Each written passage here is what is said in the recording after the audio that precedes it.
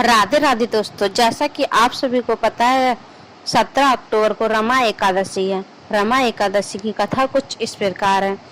युधिष्ठिर ने पूछा, जनार्दन, मुझ पर आपका स्नेह है, अतः कृपा करके बताइए कि कार्तिक के कृष्ण पक्ष में कौन सी एकादशी होती है। भगवान श्री कृष्ण बोले, राजन, कार्तिक के कृष्ण पक्ष में रमा नाम की विख्यात और परम कल्याणमयी एकादशी होती है। यह परम उत्तम है और बड़े बड़े पापों को हरने वाली है। पूर्व काल में मुचुकुंद नाम से विख्यात एक राजा को हो चुके थे, जो भगवान श्री कृष्ण के भक्त और सत्य प्रतिज्ञ थे। उनके राज्य पर निष्ठ कष्ट शासन करने वाले उन राजा के यहाँ नदियों में श्रेष्ठ चंद्रभागा कन्या के रूप में उत्पन्न हुई। राजा ने चंद्रसेन कुम्हार शोभन के साथ उसका विवाह कर दिया। एक बार शोभन दशमी के दिन अपने ससुर के घर आए और उसी दिन समूचे नगर में पूर्ववत ढिंढोरा पिटवाया गया कि एकादशी के दिन कोई भी भोजन न करे।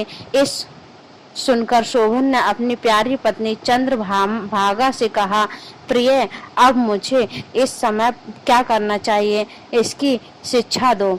चंद्रभागा बोली, प्रभु, मेरे पिता के घर में पर एकादशी के दिन मनुष्य तो क्या कोई पालतू पशु आदि भी भोजन नहीं कर सकते। प्राणनाथ, यदि आप भोजन करेंगे तो आपकी बड़ी निंदा होगी। इस प्रकार मन में विचार करके अपने चित्त को दृढ़ कीजिए। शोभन ने कहा, प्रिय, तुम्हारा कहना सत्य है, मैं भी उपवास करूंगा। देव का जैसा विधान है वैसा ही होगा।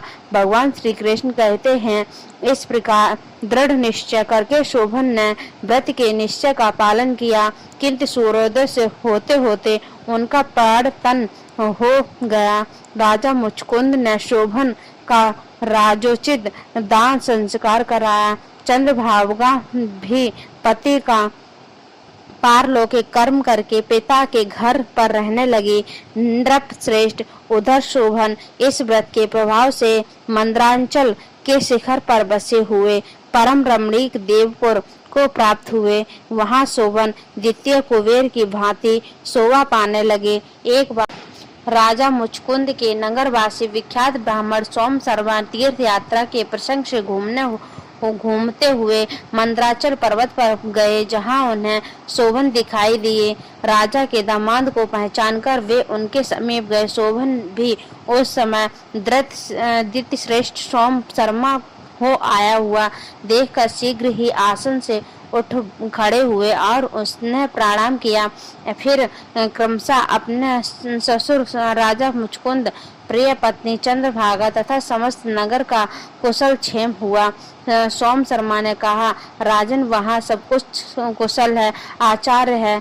ऐसा सुंदर और विचित्र नगर तो कहीं किसी ने नहीं देखा होगा। बताओ तो सही, आपको इस नगर की प्राप्ति कैसे हुई। शोभन बोले, जितेंद्र कार्तिक कृष्ण पक्ष में जो रामा नाम की एकादशी होती है, उसी का व्रत करने से मुझ पर नगर की प्राप्ति हुई है। ब्रह्म में मैंने श्रद्धाहीन होकर इस उत्तम व्रत का अनुष्ठान किया था, इसलिए मैं ऐसा मानता हूँ कि वह नगर ये स्थायी नहीं है। वहाँ मुचकुंद की सुंदरी कन्या चंद्रभागा ने यह सारा वृत्तांत कहिएगा।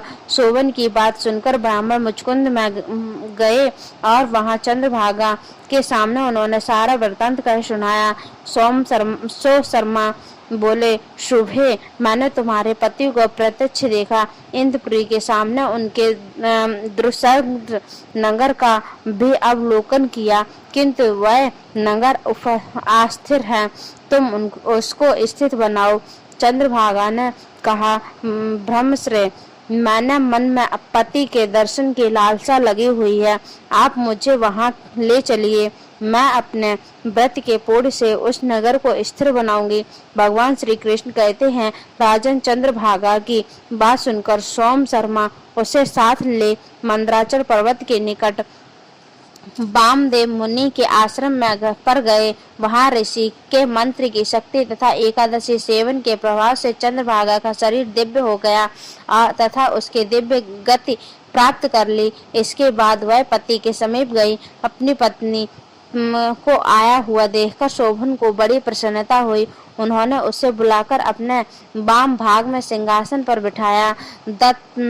तदनंतर चंद्रभागा ने अपने प्रियतम से यह प्रिय वचन कहा, नाथ, मैं हित की बात कहती हूँ, सुनिए। जब मैं 8 वर्ष से अधिक उम्र की हो गई, तब से लेकर आज तक मेरे द्वारा किए हुए एकादशी व्रत से जो पूर्ण संक्षिप्त हुआ है, उसके प्रभाव से यह नगर कल्प के अंत तक से स्थिर रहेगा तथा सर्व प्रकार के मनवांछित वैभव को समृद्धशाली रहेगा। नृप श्रेष्ठ, इस प्रकार रमा व्रत के प्रभाव से चंद्रभागा दिव्य भोग, दिव्य रूप और दिव्य आभरणों से विभूषित हो अपने पति के साथ मंदराचल के शिखर पर विहार करती है। राजन, मैंने तुम्हारे समक्ष रमा नामक एकादशी का वर्णन किया है। यह चिंतामणि तथा कामधेनु के समान सब मनोरथों को का पूर्ण करने वाली है। राधे राधे दोस्तों।